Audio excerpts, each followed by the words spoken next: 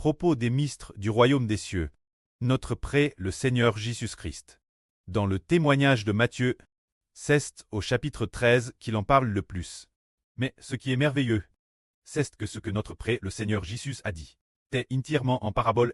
Parfois, il expliquait certaines paraboles, mais ces explications n'étaient pas non plus complètes.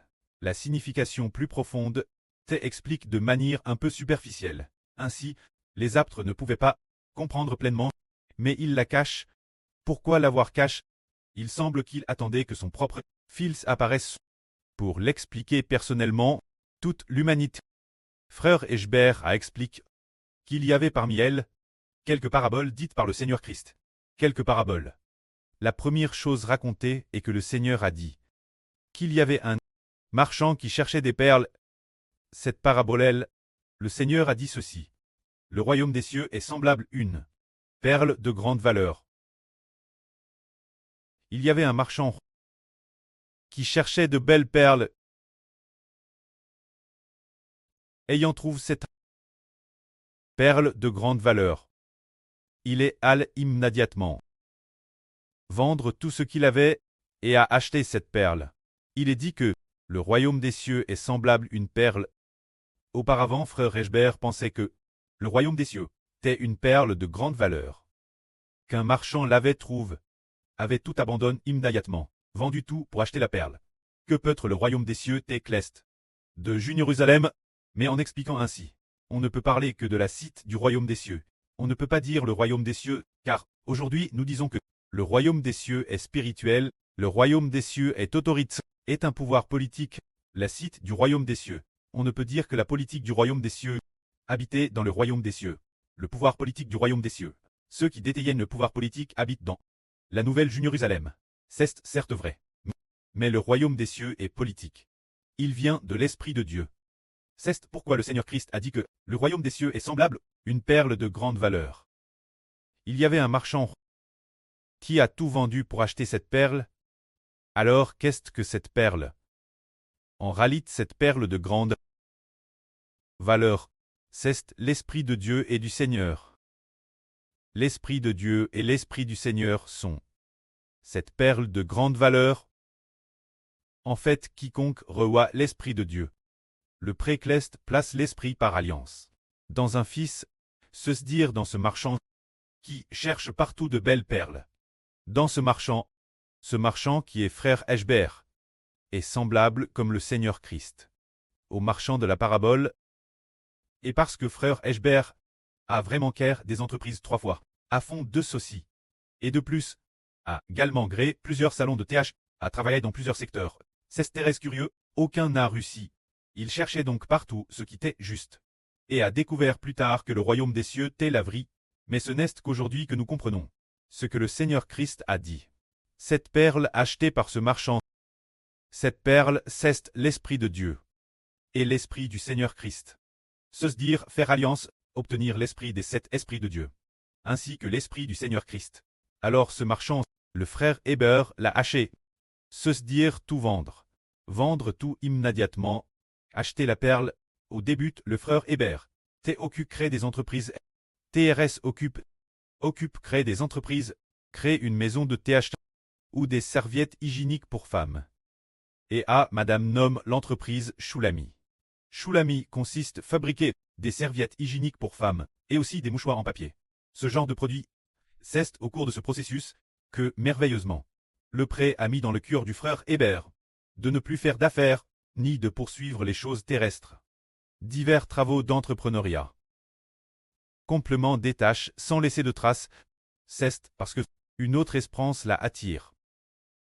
Cette espérance est une perle brillante et de terrestre grande valeur. Cette perle représente un gouvernement. En réalité, cette perle est l'Esprit de Dieu et l'Esprit du Seigneur. C'est cette perle. Alors, dans la Bible, il y a un livre appelé les Proverbes. C'est ce qui est raconté dans les Proverbes, une telle vraie. Quelle est cette vraie? Dans les Proverbes, le chapitre 8 parle de concerne le Seigneur Jésus-Christ.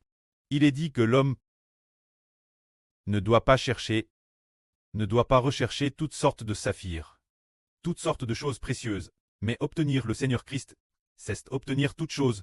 Il y a quelqu'un qui dit ceci. C'est celui-ci qui dit qu'il existait avant toute chose. Au commencement des œuvres de l'Éternel, il existait déjà. Celui-ci dit ainsi. Se dire notre Seigneur Jésus.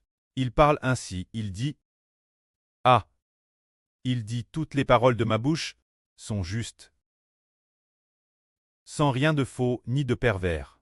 Elles sont simples pour celui qui comprend, et droites pour ceux qui ont de la connaissance. Recevez mes instructions.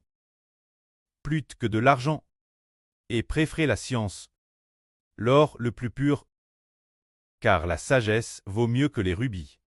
Et tout ce que l'on pourrait désirer ne peut lui te comparer. Moi, la sagesse, je suis la prudence, et je pose de la science et la réflexion. C'est celui-ci qui dit, il continue de dire ainsi. La richesse et la gloire sont avec moi. Les biens durables et la justice viennent aussi de moi. Mon fruit est meilleur que l'or fin, et mon produit vaut mieux que l'argent pur. Alors le Seigneur Jésus-Christ dit, qu'elle est plus précieuse que l'or, plus précieuse que l'argent, que les saphirs, l'émeraude, les diamants et toutes sortes de pierres précieuses, plus précieuses. Frère Franc abandonnait toutes les pierres précieuses pour acheter la sagesse. Alors ce que le Seigneur appelle la sagesse et la connaissance, qu'est-ce que c'est? Cela signifie acheter l'esprit du Seigneur. Ah, la grandeur de la sagesse de l'homme vient de l'obtention de l'esprit du Seigneur. Et alors il y a la sagesse. Obtenir l'intelligence du Seigneur, c'est avoir de la sagesse. C'est pourquoi le Seigneur dit, mon fruit est meilleur que l'or. Meilleur que l'or fin. Mon produit surpasse l'argent pur. Cela signifie que nous devons abandonner tout pour acheter la perle. Cette perle qui vient de Dieu et du Seigneur Christ. L'Esprit de Dieu et du Seigneur. Alors il y a un marchand intelligent. Il a DJ, l'Esprit du Précleste et l'Esprit du Seigneur. Tous deux achètent en exclusivité. Qu'est-ce que cela signifie, acheter en exclusivité? Acheter en exclusivité signifie, eh bien, que par cette personne, il n'y en a plus d'autre. Cela signifie que le prêt et le Seigneur ont DJ fait alliance pour mettre l'Esprit du prêt et l'Esprit du Seigneur dans le frère Eshbert. C'est pour tous ceux qui veulent croire au frère Eshbert, recevront du frère Eshbert cette perle, recevront de Dieu l'autorité et l'autorité du Seigneur. C'est un mystre merveilleux. C'est vraiment si merveilleux, si merveilleux. Frère et sûr, le croyez-vous? Croyez-vous que le Précleste et le Seigneur ont vraiment fait alliance pour mettre l'esprit du Précleste et l'esprit du Seigneur dans le frère Eshbert? En quittant Eshbert, on ne peut plus l'obtenir. C'est la vraie. Et de plus, quand le Précleste a donné l'esprit Eshbert, il a dit ceci. Jéhovah Dieu est ton preux. Quand le Seigneur Christ a mis son esprit dans le frère Eshbert, le Seigneur avait une sorte de... Le Seigneur est devenu une obscurité terrifiante. Qui est entre dans le frère Eshbert, qui est entre dans son cœur, il y a eu une force immense, qui a fait que le frère Eshbert cesse immédiatement. Herveille de son RVE, quand le Précleste a mis son esprit dans le frère Eshbert. Il y a eu aussi une force immense, qui a fait se réveiller immédiatement le frère Eshbert. Alors le fait que le Seigneur Jésus soit devenu une obscurité terrifiante, est-ce une bonne chose? C'est une bonne chose. Ce n'est pas comme le dit le monde, parce que, dans la Genèse pour Abraham, le prêt dans une obscurité terrifiante a enveloppé Abraham, le prêt semblait, le prêt ou le Seigneur, est devenu une grande obscurité terrifiante, qui a enveloppé Abraham, et a dit Abraham que la descendance d'Abraham serait trangre dans un pays étranger pendant 400 ans. Après 400 ans, la quatrième nation, à presque 4 générations soit passe, ils obtiendraient le pays de Canaan, c'est ce que Dieu a dit. Alors, le fait que le Seigneur Jésus-Christ soit devenu une obscurité terrifiante pour envelopper Eshbert, c'est, tout comme pour Abraham, enveloppe par l'obscurité terrifiante, c'est aussi Jéhovah, notre Précleste, qui parle à Abraham de la même manière. C'est cet instant précis que le frère Eshbert a vu qu'il était vraiment plus précieux que les âpres. Alors par exemple, les frères et sœurs voient que le frère Eshbert parle avec une grande autorité, comme un roi. Pour quelle raison? C'est cause de la perle qui habite dans le frère Eshbert. Cette perle qui est l'Esprit de Dieu et du Seigneur. C'est cela la perle, quand on reçoit l'Esprit du Seigneur Jésus-Christ. Recevoir l'Esprit de Dieu. C'est recevoir le royaume de Dieu et du Seigneur. C'est cela qui est merveilleux. Le merveilleux du merveilleux. Maintenant, nous découvrons peu qu'en réalité, l'Allemagne est le régime de Jiao. Un jour en 2025. Là, sur Jaoran a entendu entendu une phrase plusieurs reprises. Cette phrase a été dite 3 fois. Elle a dit « Le pouvoir reposera sur les épaules de Ashbert, le pouvoir reposera sur l'épaule de Ashbert. Le pouvoir reposera sur l'épaule de Ashbert. Qu'est-ce que cela signifie? Cela signifie que l'Esprit de Dieu sera toujours dans le frère Ashbert. Alors le frère Ashbert sera pour toujours le souverain, souhaitant que le Christ soit éternellement l'empereur, que l'Esprit de Jésus-Christ soit toujours dans le frère Ashbert. Ishbert sera pour toujours et jamais le roi des rois, le seigneur des seigneurs et le grand prêtre. C'est dire que le pré a aussi dit hercément Ashbert. L'amour fidèle de Jéhovah envers Ashbert ne changera jamais. Tout comme il y a dans les psaumes, cette phrase qui dit « Jéhovah a juré, il ne se repentira point, tu es, selon l'ordre de Melchisedec, prêtre pour toujours ». Cela signifie que Dieu a juré un fils, qu'il ne changerait jamais d'avis. Le sens de ne pas changer d'avis. Dieu a juré, Dieu mettra son esprit dans ce fils, et cela ne changera jamais. Et il y restera pour toujours. Ainsi, l'amour fidèle de Jéhovah envers un fils durera éternellement, c'est-à-dire que l'esprit de Jéhovah sera mis pour toujours dans ce fils, sans jamais changer. C'est ce qu'on appelle l'amour fidèle, qui dure éternellement. Mais qu'un est-il de l'esprit du pré? Il a été autrefois sur une personne, puis il acquit cette personne. Alors le pré, son amour fidèle envers lui n'a pas duré éternellement, mais seulement quelques décennies. Cette personne était le roi Saül. L'esprit du pré était autrefois en Saül. Saül avait donc l'esprit du pré. Alors n'a-t-il pas obtenu le pouvoir du royaume d'Israël pour devenir le roi d'Israël et gouverner Israël? Nous disons le royaume. Par exemple, qui Dieu donnait-il le royaume? Il a donné le royaume au roi Saül. Il la donne Saül. Alors Saül a obtenu le royaume. Obtenir le royaume, qu'est-ce que cela signifie? Saül a obtenu le royaume, c'est-à-dire qu'au moment où il a reçu l'Esprit de Dieu, il a obtenu le royaume. Plus tard, l'Esprit de Dieu a quitté Saül. Tout comme Dieu a dit au prophète Samuel, « Je regrette d'avoir établi Saül pour roi. Car Arestre devenu roi, il m'a pris.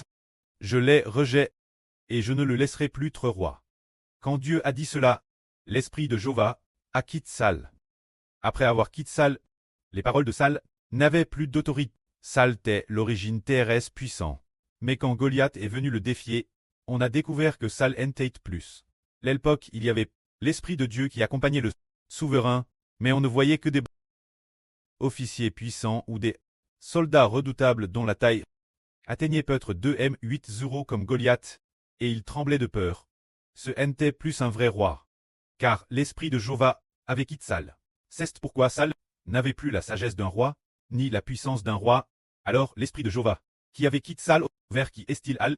L'Esprit de notre preux a quitté Saül. Et est en David, c'est ainsi que David qui était qu'un jeune berger de 12 ou 13 ans, a utilisé une simple fronde pour frapper. Ce Goliath, c'est la tête de Goliath, qui a tout touché après cela. Goliath s'est effondré. David a couru vers lui, a tiré l'épée et lui a coulé la tête. Bien que David ce moment-là ne soit pas encore roi, la capacité d'un roi et ce pouvoir royal t'est digé dépose en lui, en attendant que le moment venu, le pouvoir de régner sur le royaume d'Israël repose sur David. C'est pourquoi aujourd'hui, le frère Ashbert a dit que le marchand qui a acheté la perle, cette perle, la perle est l'Esprit de Dieu et du Seigneur, et le marchand est le frère Hubert. Que la gloire soit rendue au prêtre et au Seigneur. Amen.